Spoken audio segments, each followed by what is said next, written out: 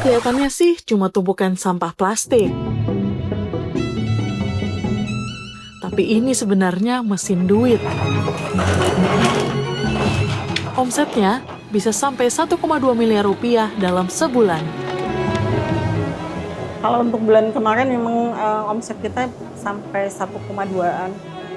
Itu kalau lagi harga bagus memang omset kita sampai segitu sih, Mbak.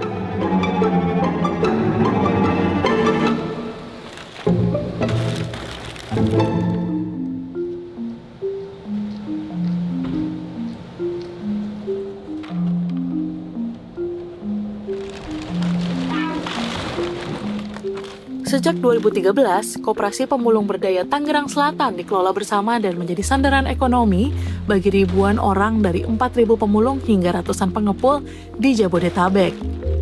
Ini safety-nya dipakai ya. Kita punya pelapak itu sekitar 400 ya, 400 pelapak. Setiap pelapak itu ada sekitar 10 pemulung. Jadi mitra kita kalau pemulungnya sekitar 4.000. Tapi nggak semua jenis plastik bisa diterima di sini. Koperasi ini hanya menerima sampah plastik berjenis PET atau polyethylene terephthalate, yaitu plastik berkualitas yang biasanya dipakai untuk botol minuman. Kalau emang sih dari dulu kita itunya di PET aja sih ya, prosesnya lebih mudah ya sampai ke cacahnya itu. Terus soal ekonominya juga lebih ini sih, kalau kalau PET itu naik turunnya nggak kayak jenis-jenis yang lain gitu, naik turun harganya. Sebelum akhirnya bisa dijual kembali dalam bentuk cacahan, ada beberapa proses yang harus dilalui. Pertama-tama barang datang ditimbang, kemudian dipilah. Ini barang masuknya dari driver. Dari driver diturunin di sini, nanti di anak gudang nimbangin di sana.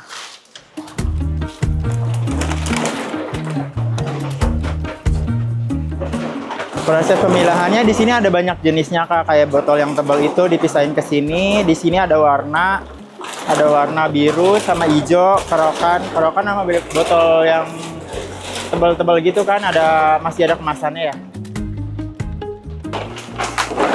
Botol yang sempurna yang seperti ini Kak. Yang ini bening, yang ini biru muda. Ini udah bersih. Kalau kualitas bagusan yang ini, yang bening. Harga botol plastik di sini dibedakan berdasarkan kualitas. Yang bening Rp5.000 per kilo, yang berwarna Rp1.500, dan yang masih berlabel Rp1.000. Penetapan harga ini nggak asal. Koperasi rutin melakukan survei, lalu disesuaikan lagi dengan biaya operasional koperasi.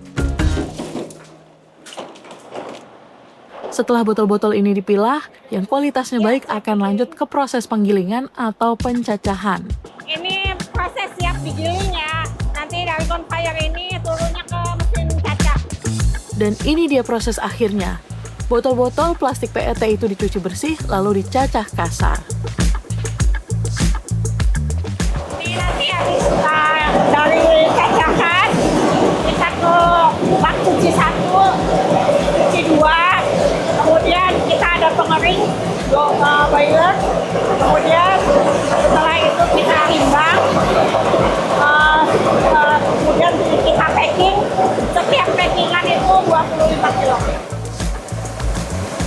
Ini hasil akhir kita, biasanya 6 ton itu 2 hari ya, 2 hari sekali kita jual. Kalau dalam sehari aja mereka bisa menghasilkan 4-6 ton cacahan plastik, artinya dalam sebulan totalnya bisa mencapai 120 hingga 180 ton. Kalau untuk bulan kemarin memang omset kita sampai 1,2-an. Itu kalau lagi harga bagus memang omset kita sampai segitu sih Mbak. Kalau paling sepi ya ada ya di bulan-bulan puasa tuh emang agak sepi. Kalau paling ramai mah standar aja sih, setiap bulan dapatnya segitu.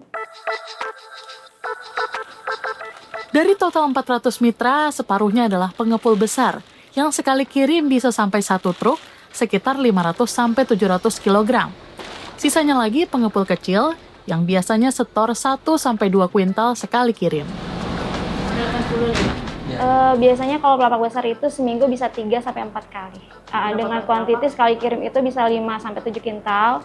Kalau dikali 5.000 bisa 3.500.000 sekali kirim. Kelapa kecil itu misalnya mereka kirim 200 kilo kali 5.000 bisa 1 juta sekali kirim. Biasa kalau kelapa kecil itu seminggu sekali. Kalau syarat tertentu nggak ada, cuma paling misalnya kita kasih kayak edukasi, kayak misalnya sama botol plastik yang beningnya itu udah bebas air, bebas label, udah nggak ada tutupnya, terus nggak terbakar, nggak bau cat, nggak terkena warna yang susah hilang dengan dibersihkan dengan air. Ternyata, model recycling business unit ini nggak cuma sekedar bertahan, tapi justru berkembang. Sistem dan perputaran modalnya memungkinkan mereka buka cabang di banyak titik. Kalau untuk cabang sekarang ada 5 cabang, ada di Serpong, Labuan Bajo, Bekasi, Sukabumi, dan Bogor. Masing-masing untuk omset dari setiap unit itu beda-beda. Kalau misalnya kayak di Bekasi itu kayak 20 ton, dia bisa sebulan 20 ton, kayak omsetnya bisa 150 juta sampai 200 untuk omset. Bagi sebagian orang, sampah plastik tak ada nilainya. Padahal di sini, justru itulah yang membuat roda ekonomi terus berputar. Ternyata kalau dikumpulkan dan dikelola dan dipilah dengan baik tuh bisa menghasilkan uang kayak gitu kan. Jadi kayak pekerjaan ini tuh kan kayak dipandang sebelah mata ya, tapi kalau kita jalanin terus kita tekunin, ini juga menghasilkan uang loh gitu. Ya alhamdulillah sih, anak saya yang nomor 2 buka lapak, dia di Tangerang. Terus anak saya yang bontot buka counter sama laundry di sini. Alhamdulillah tadi bisa ngebantu orang tua juga, buat bisa kayak membantu ngebikin rumah juga di kampung, bisa beli motor sendiri, beli HP sendiri, kayak gitu. Sampah plastik sering dianggap masalah, tapi di tempat ini, sampah plastik berubah jadi peluang bisnis, diolah, dimanfaatkan, dan memberi nilai. Setiap botol yang terkumpul bukan hanya menggerakkan ekonomi, tapi juga meringankan beban bumi.